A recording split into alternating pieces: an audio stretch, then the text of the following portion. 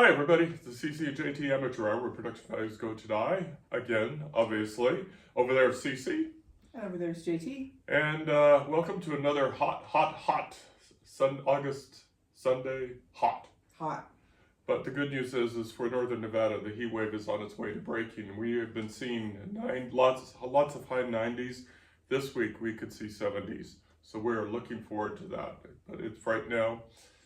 The house is darn near unbearable. It's been tough. It's toasty. Toasty. The upside is that we have very little humidity. So we're not drenched in sweat constantly. We're just hot. Yeah, we remember those Midwestern and those Asian days. We're not making up Midwestern and Asian days when it was nasty. Okay. Got a list of things to go down, and first we want to do a shout out to the first responders and the firefighters that are managing the bug fire. This has a very special connection to us because our daughter lives in that immediate area. And, the get ready to evacuation zone is less than a mile from her place. Close. So, but the first responders and the firefighters and the helicopter teams and everybody, the aerial teams and all of that, have been doing a great job of ensuring that no structures are lost, and of course nobody's gotten hurt. It's really a nightmare for folks who've had to evacuate, especially this is ranch land, so large animals. Evacuating large animals is an especial nightmare. But the nice thing is, Mr. Rogers always says, look for the helpers, look to the helpers. Yeah. And when something like this happens and it strikes us close to home, people rush to the fire. Yeah. You have people volunteering. You have Bring local horses. Hotels and casinos offering cut rate rooms. The challenge with that is it's also hot August night, so a lot of the rooms are probably already booked up. So if they do have rooms free to offer for reduced rates, they will. But like I said, a lot of people are in town for hot August nights, so it could be a little bit more challenging for people who are evacuating to find some place to stay. But we do really want to pay special recognition to the firefighters and the first responders. We take you guys for granted. It's a shame that we do, but we take you for granted. But your professional excellence shines at times like these, and we're so happy to have you. And this includes, in cases like this, it's not just the firefighters on the ground, but they do have air tankers up there and helicopters. And that becomes even more challenging. They cannot fly the planes overnight, but they still, from what I've heard, we're probably using helicopters. The fire is straddling the border of California and Nevada up there at Hallelujah Junction, north of Reno. So they've had to bring in CAL FIRE as well as the Truckee Meadows Fire District. So it is a the Carson sent some firefighters. Carson, I'm sure a lot of areas have sent, but it's basically everybody gets out, everybody does what they can. They bring in equipment from other locations. They were bringing helicopters in from parts of California to help fight this fire. There are a lot of warehouses up in that area, and it's a challenging place to have to fight fires because, like JT said, there's a lot of ranch land, but there's also a lot of industry, and the North Valleys have grown quite a bit residentially. So there are a lot of houses, which is why there is so large an evacuation zone. And our last thought on this, of course, is tomorrow's the first day of school for the Washington County School District. Yeah. And the schools are right there on the edge of the get ready to evacuate. So it's going to be interesting to see if Washington County does go ahead and let schools go forward North Valley. I suspect they will, but we'll see. We'll just have to see. I think there are schools in Cold Springs where they've had a lot of evacuations that may be closed tomorrow. The ones in Stead and Lemon Valley are probably okay because they're further away, but we don't know. So it's possible it may be a smoke/fire day for some kids in that part of the district. We'll see tomorrow, but kudos to everybody who's been out there fighting this. It sounds like no structures have been lost, nobody's been injured. Fingers crossed that it's under control soon and it continues to be burning brush basically, which not great, but it's better than that's Nature's way of revitalizing too.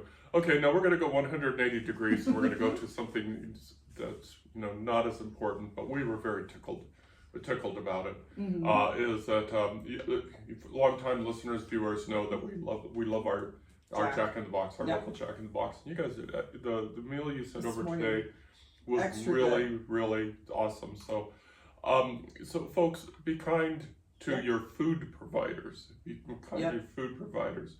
When you go up to the counter, make sure you're polite. Say thank you. Acknowledge their efforts. It's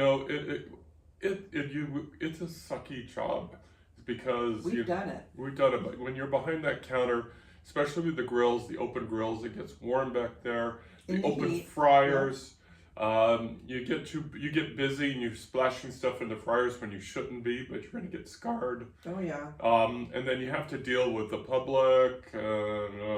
So be kind to your food providers. And you notice I'm not saying fast food. I'm saying be kind to all your food providers. Anybody who's in a forward-facing customer service position, from the greeters at Walmart, which I don't even know if those are a thing anymore, but a quick hello and a smile is not that hard. And they have to stand there and deal with a lot of grumpy people, whether they're behind a counter, whether they're standing at the entryway to a store, and they're being paid probably minimum wage, probably working long hours.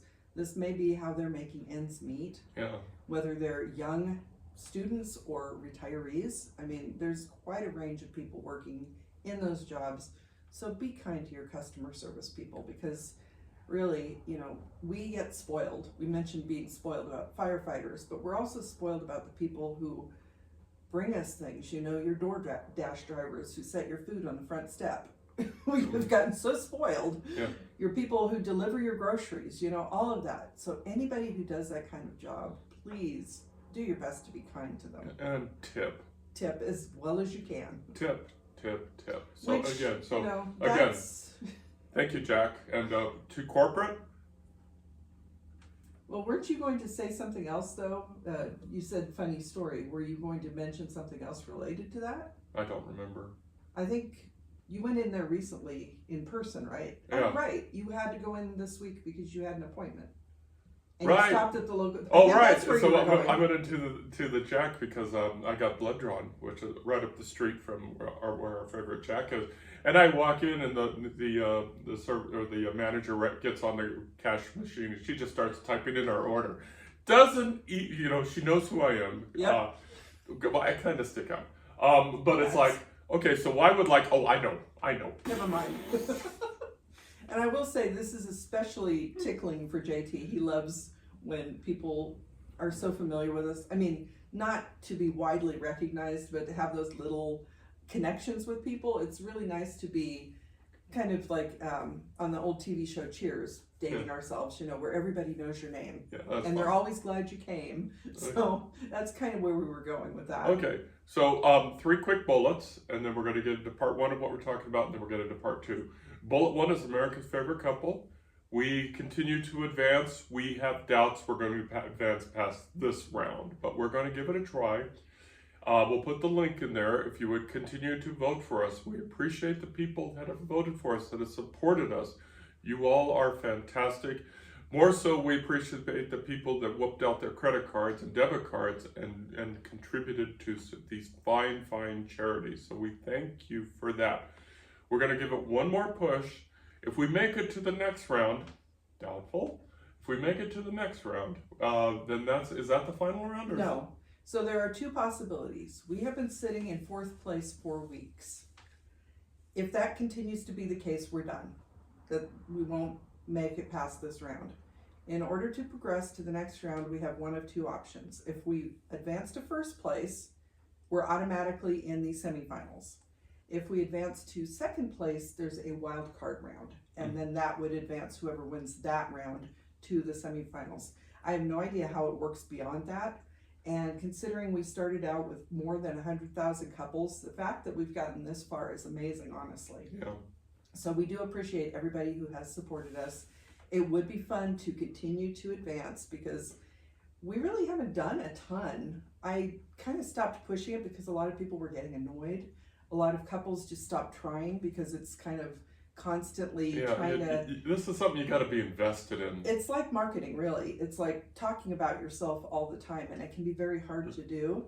But one of the reasons that we're wearing our garb today is that we were hoping that maybe our fellow Cubs fans might support us. So if you are a Cubs fan, or if you know of a Cubs fan and you want to support Cubs fans going to the next round of this competition, Caboose. you know, and you know, this is the 10th anniversary of the 2016 Cubs World Series win. So what better way to celebrate than to advance some Cubs fans, right? Let's support Cubs fans. Cubs fans. Which, you know, we can kind of tangentially also go to the fact that we will be doing the Race to Wrigley again this year. We do that every year for Cubs charities. Yep. So we'll be doing our 5K in September. Yeah. So, you know, we do try to support charitable organizations wherever we can. It's difficult because everybody has different organizations that they prefer. And, you know, but if you are so inclined, then we would really appreciate it. So moving on to the next bullet is the 2 books we've released recently. We'll just mention those briefly because you guys are probably tired of us, but we're going to keep doing it anyway. Cece did Hunt Season, and I did Define Salvation. And they're available on our bookstore. Link will be in the blog post. You know, buy. This book continues to be cursed. Yeah. Oh my God. We have had so many issues with this book. It has been cursed. It is cursed. I think it technically is cursed at this point. Yeah. Okay, moving on. We'll talk about curse. We may bring that up during the Halloween season. We may talk about why it's cursed, but man, it has been cursed. Okay, moving on. We did a bookstore tour yesterday, which included our favorite bookstore, but we swung by Hollow and Quill, which is we went to Thistle and Nightshade. Thistle and Nightshade. Yes. Right, I wrote it down. Hollow and Quill is in Midtown. Thistle and Nightshade is up in Northwest Reno. Yeah, off Mayhem. Mayhem, yep. And you know, they've expanded. It's wonderful. It was quirky before, but they've added levels of quirkiness, which is fantastic. Their inventory is now separated by genre into separate rooms. Yep. And it was just that we saw, of course, familiar faces. We got to speak to the boss. Yep. You know, and of course we spent money because we always spend money. I did something I don't think I've ever done before, and I did a blind date with a book, which is where you buy a wrapped book and you don't know what it is. And let me see. So it was very nicely wrapped by Alex. Great job, Alex. You got that at Bookstore. No. I got this at Thistle and Nightshade. Okay. So Alex wrapped these, and I followed them on TikTok as well, so I watched when she was wrapping these and stuff. I didn't see my book in particular, but it gives you the genre, and then it gives a quote from the book. So I thought this was intriguing because I've been reading a lot of romance. And the book I ended up with was J.R. Ward's Dark Lover. So this is a vampire romance, not my normal cup of tea or coffee, but it's going to be interesting to try this out. So I tried a blind date with a book, and Alex wrapped quite a few of them. They had a whole section by the front door where it was just blind date with a book in different genres.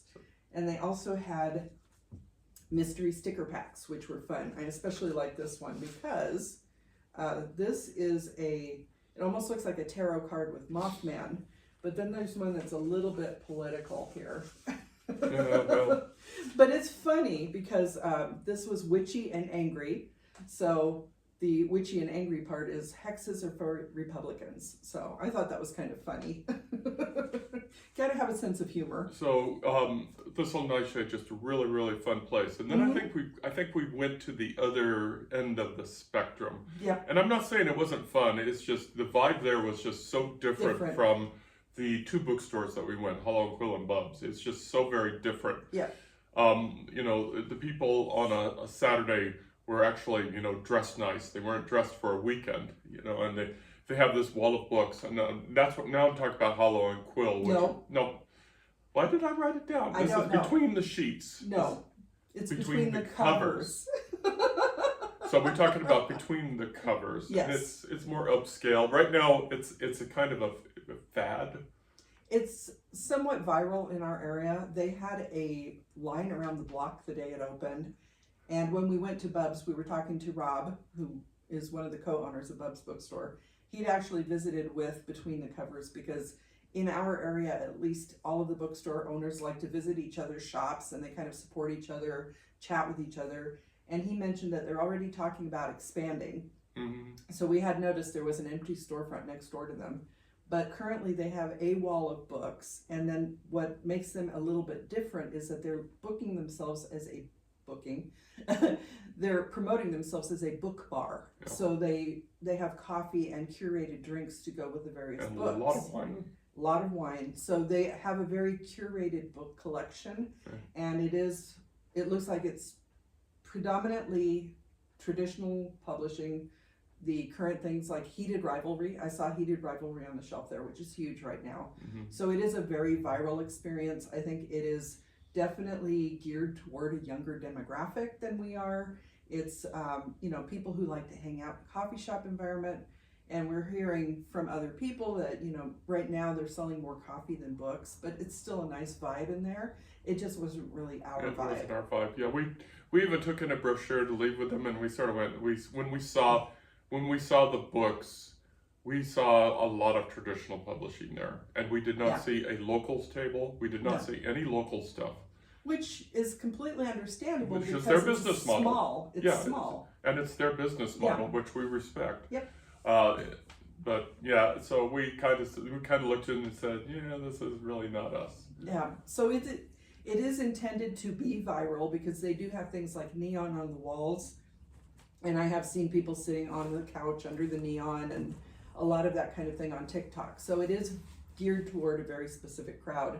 Whereas places like Thistle and Nightshade, they book themselves as quirky and community. And Bub's Bookstore is also quirky and community. So both of those are very supportive of local authors. And we have a great time chatting with the owners. They're very friendly and everything. Mm-hmm. Not to say that Between the Covers isn't the same way. It's just a different vibe for us. Yeah, but I couldn't even pick out the owner because they were so busy. No, I don't think they were there. I don't think, but it's so... Okay, and then so and we segue to Bub's. Yep. Here in Carson City, which is our fun place. We go there and we spend money all the time. And this is especially fun because with Battleborn Bride coming out, I've been doing a lot of 19th century history, and I also grew up with the Little House on the Prairie books and the TV show. So on their used bookshelf, there was a book called The World of Laura Ingalls Wilder, Frontier Landscapes that Inspired the Little House books. So it's not biographical about the Wilders, but it is about the history and the location of the time period. So Bubs does new releases. They do traditionally published releases. They do local authors. They have a specific local authors shelf, and Robbie was talking about they're getting ready to expand that. Yeah. But then they also sell fun older books, and there's a wide variety of things to choose from there. They're also trying to support local teachers and schools. So if you're in the Carson City area, we definitely recommend checking out Bub's Bookstore. If you're in Reno, especially Northwest Reno, go to Thistle and Nightshade, check out their new spaces. They have a community room where you can just hang out. So both of those bookstores we feel are very friendly and welcoming. Right, but we also, in the interest of full disclosure, must point out that both of those bookstores also carry our books. So we have a vested interest in that. So we need to be, for ethical or whatever you want to say, we need to say this out loud, that they carry our books, so that if that skews our favoritism. So, and if that's a problem for you, why? But I also think that people should visit places like Between the Covers as well. Any local independent bookstore, please visit them as often as you can. If they have community spaces, hang out there. Go chat with people. We need these bookstores. These are good third spaces when some communities don't have them. So if you do have a local independent bookstore, whether or not they carry your books, definitely patronize them, because we need to keep them in business. Yep.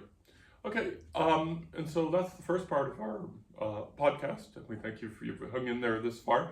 Now we're going to talk about something from our wretched, lurid youth. Funny that we did this too, because it's hot and it ties into the movie that we're going to be talking about. And we're going to go ahead and say this right up front. This is a 45-year-old movie. We're going to spoil the hell out of it, so you can just deal with it. If you haven't seen it, then... If you haven't seen a 45-year movie, and you know, it kind of, you know, if you want soft porn, this is your movie. For sure. If you want soft porn, you know... You see hints of full frontal. Yeah, definitely. so just, you know, staying this right up front. And of course, this is Lawrence Kasdan's 1981, what we consider film noir, body heat. Heat. William Hurt, Kathleen Turner, Ted Danson when his hair was dark and combed forward. You know, I think his hair had to have been dyed black. That didn't look natural. Yeah, well, I think they were doing it because of character. That also ties into the America's Favorite Couple contest, which would be funny if we progress to win this competition. Ted Danson and his wife Mary Steenburgen are one of the couples that we would be meeting. We can ask him about his hair because it looks really strange. Okay. And the circumstances of why this movie is a part of our life from 45 years ago was this was when we were courting or dating. I'm not really sure. This may have been like our second date or something. I think so. Well, our first date was Beatlemania. Yeah, I think this may have been our second date. And at the time, this was 1981, and I was on delayed enlistment. I was about to leave for the Air Force. And Carson City, coincidentally, was under another humongous heat wave. It was really, really hot. We were co-workers at Wendy's in North Carson. And we had a movie theater behind Wendy's. Yep. And we had a movie theater out what was on then was Highway 50, right. William Street. But it was called the Highway 50 Theaters, I think it was. Something like that. So we went to a movie at the movie theater behind us. By the way, these are both gone. These are long gone. Yeah.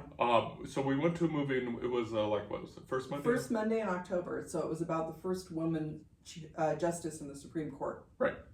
Walter Matthau is a god, by the way. That was a great movie.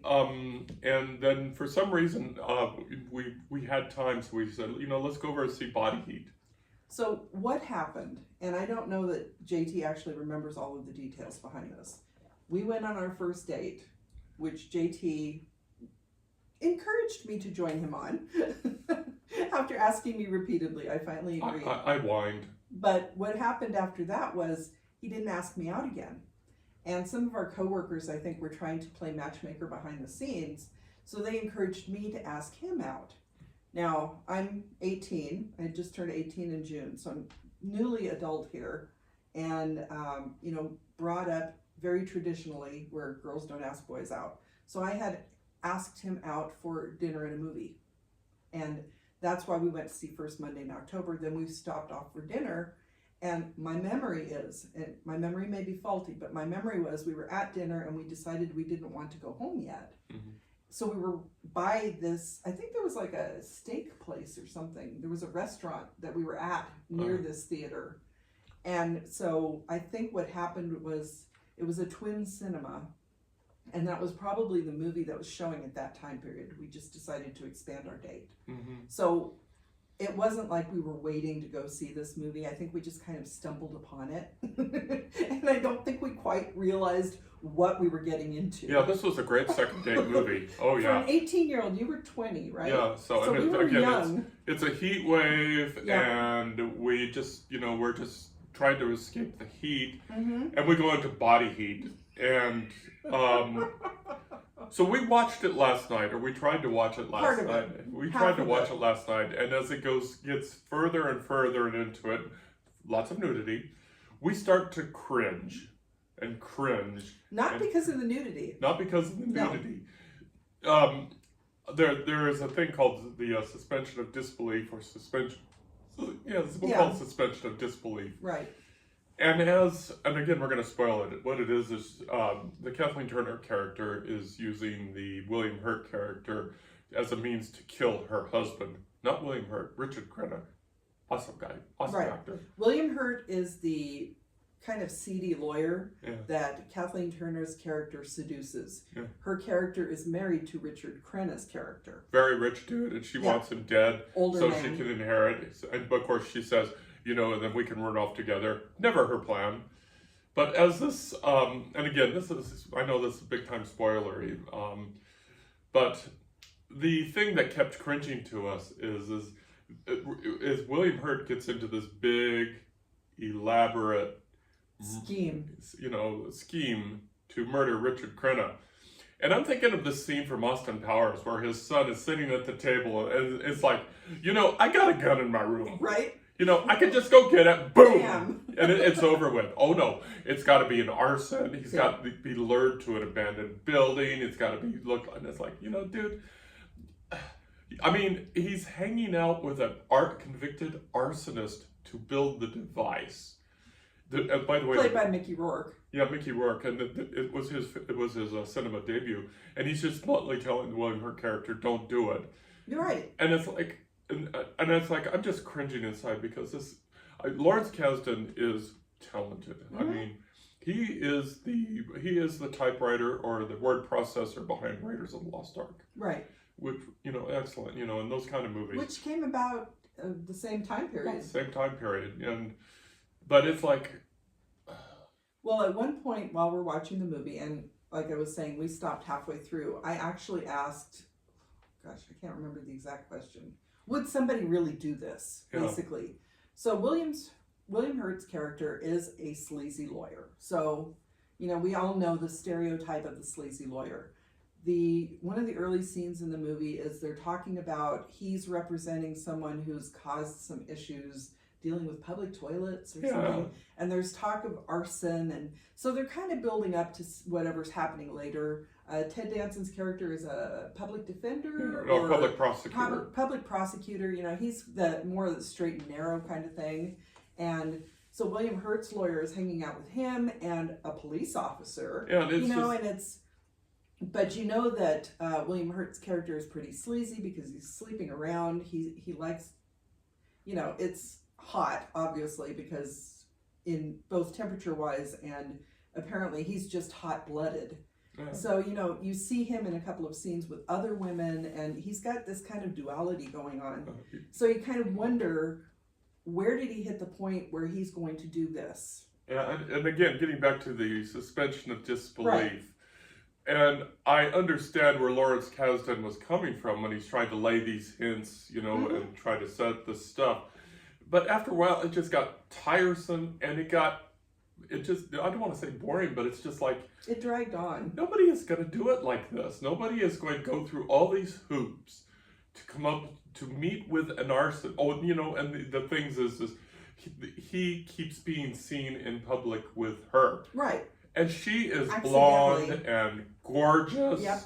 And he sticks out in this community too because he's not dressed in flip-flops and a t-shirt. No. He's a lawyer. Mm-hmm. And so people are going to remember them being seen together. Yep. And it's just, I've written crime novels. Yep. My Sheriff in Nevada series is a crime novel.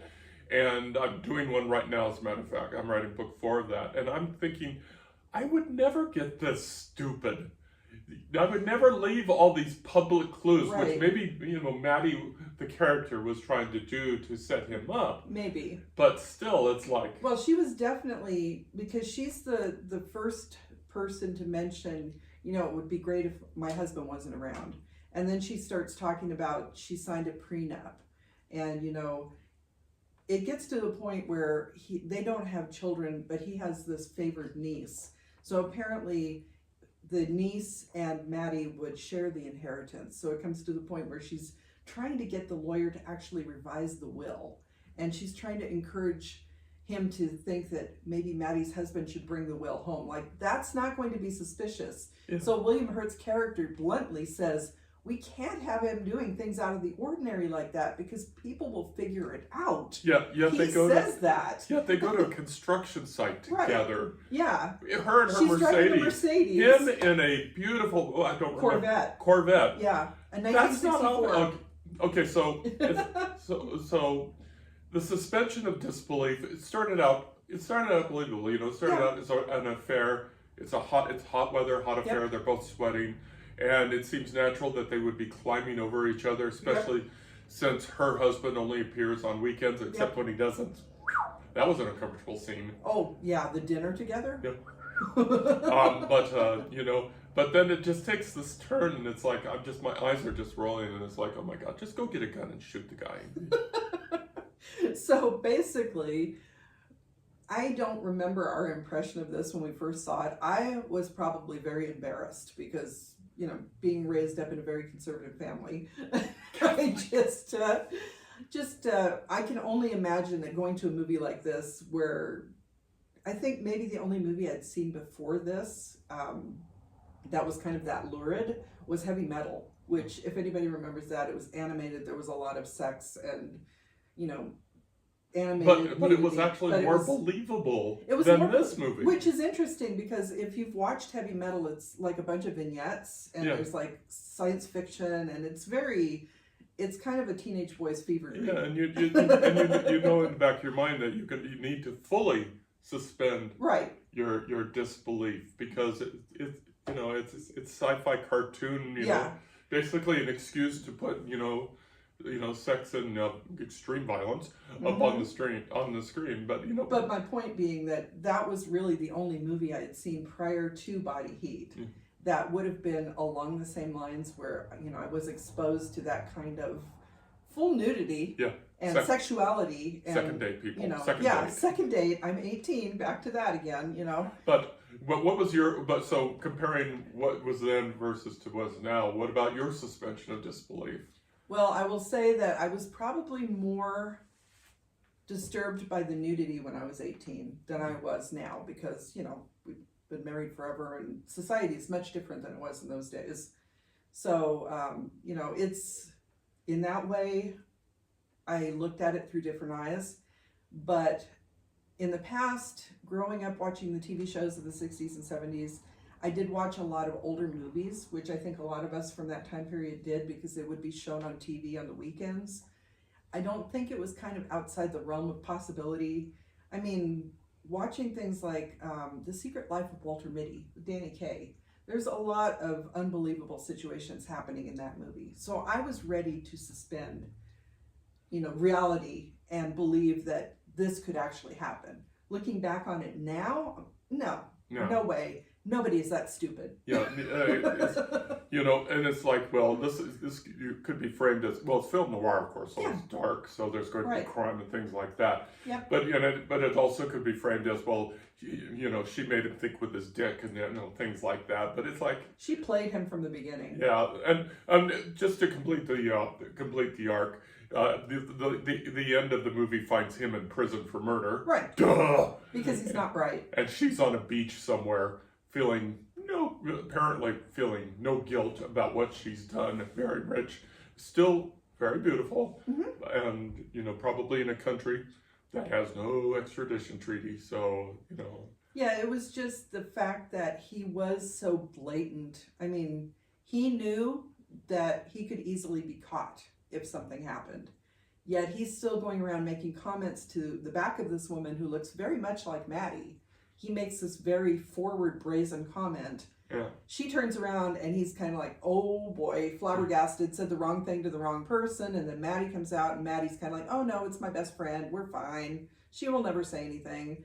And then the niece is there and is like, well, Maddie is telling him, we can't do this right now because she's in the house. And of course he's like, again, like JT said, thinking with his dick, that, of course the niece is going to wake up. She hears noises. She's staying in a strange house and she appears during an uncomfortable scene. So they're being very blatant.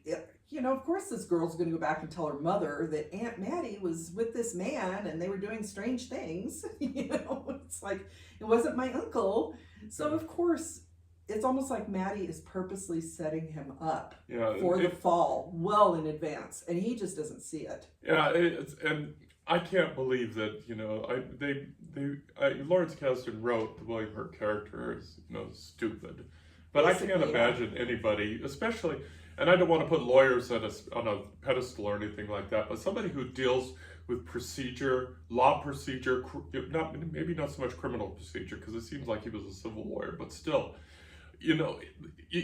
as a lawyer, you've got to have some insight to how cops think. Well, he hangs out with a cop. So. And also, the prosecutor. They set him up as a mentor to this arsonist because the arsonist is trying to be his conscience and tell him not to do whatever he's planning to do because it's stupid. He says it's stupid. And this is the arsonist talking. telling him, because obviously William Hurt's character got the arsonist out. He's on the streets again. Now he's encouraging him to do something wrong. Yeah.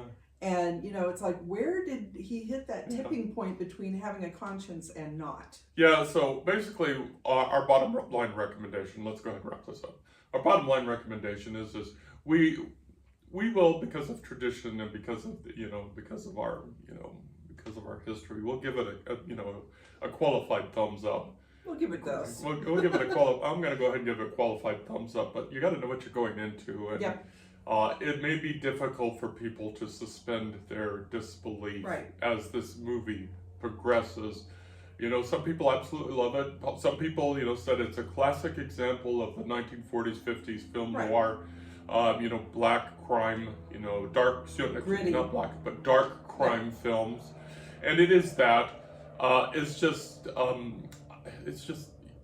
so much stupidity in this thing that I just couldn't watch it anymore. And that's why we shut it off halfway through.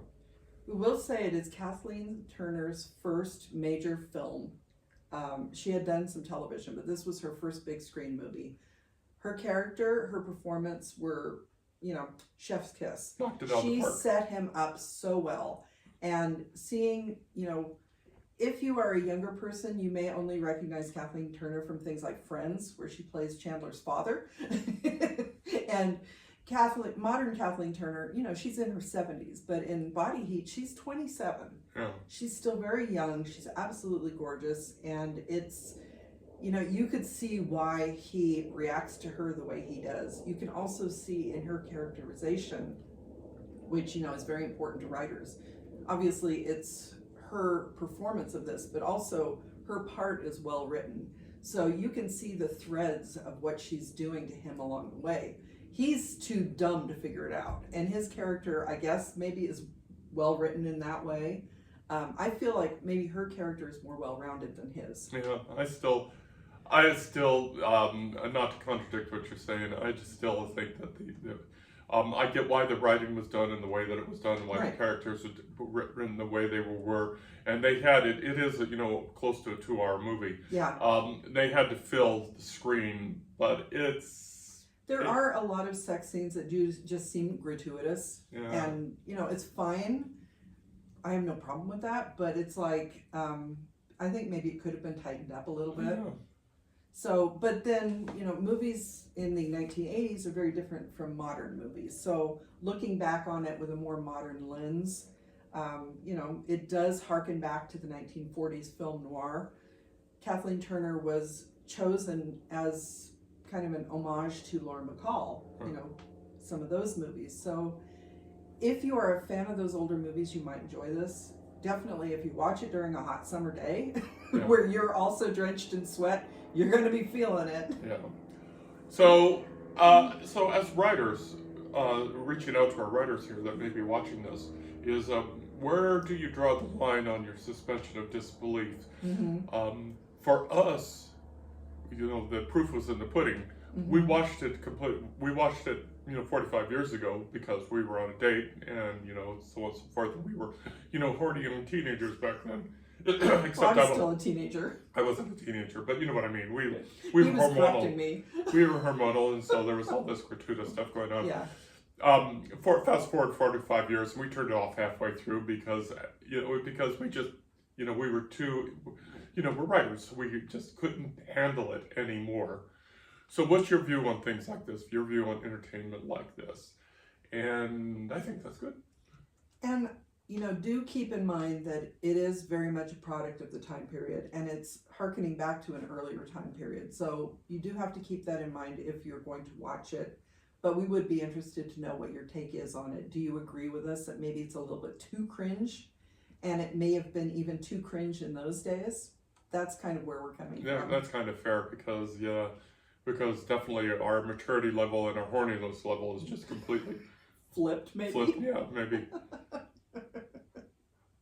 That's kind of weird. How did we get into that part of the conversation? I'm not sure. Well, going back to America's Favorite Couple now. Yeah. Well, I mean, it's like the things that they're doing on the screen. It's got to be pulled into the conversation. Oh yeah. I mean, not that it's very graphic. You do see nudity, but the scenes themselves are staged in such a way that it's not completely pornographic, basically. It's seductive. Soft porn. Soft porn, yes. Because there are glimpses, but they don't, it's a whole thing. Okay. That's it for body heat. I'm getting all sweaty again. It's going to be another hot day. It's warming up outside. We've got the air conditioners off and everything. Yeah, 8:45, and it's, I don't even know what the temperature is right now. Okay. Anyway, I've lost track of what we're doing here. We were wrapping up. Yes. So we appreciate if you've hung out this long. God, I don't know why you've hung out this long. You probably, especially since we started repeating ourselves. But anyway. Well, I think if this is a movie that you hadn't heard of before, because I don't think it's really in the mainstream, we'd be curious if you check it out. It is available on various streaming platforms for a nominal fee. And it might not be something that you would seek out on your own, but as writers, we are curious what you might think about it. And also, as writers, how do you wrestle with the suspension of disbelief? The suspension of disbelief. How do you keep it? How do you keep it real to the genre that you're writing in and to the characters that you're writing? Because in my opinion, this movie started out strong and then it just sort of spiraled. But this is, 60-something me versus 20-something me. So yeah. Definitely different, and that factors into your writing as well. The audience, your intended audience. Are you writing for a more mature audience who may be less willing to suspend their disbelief versus a younger audience who's still kind of figuring out the world? You have to kind of factor that in too. Yeah, okay. That's a good point. That's a fair point. Okay. Anyway, we're hot. Hi, baby. Hi, baby. Hi, baby. Oh, behave. Oh, behave, yes. Okay. America's favorite couple. That's us. That's Can't you tell? We're so clean cut, aren't we? Yeah, we're talking about sex and dicks. He brought that up, not me. You said it too. Yes, but you said it first. I know. He's always you. I'm a bad influence. He has been for 40-something years now. Okay, we're going to go get unsweaty. I don't know about that. It's going to be a few days. Yeah.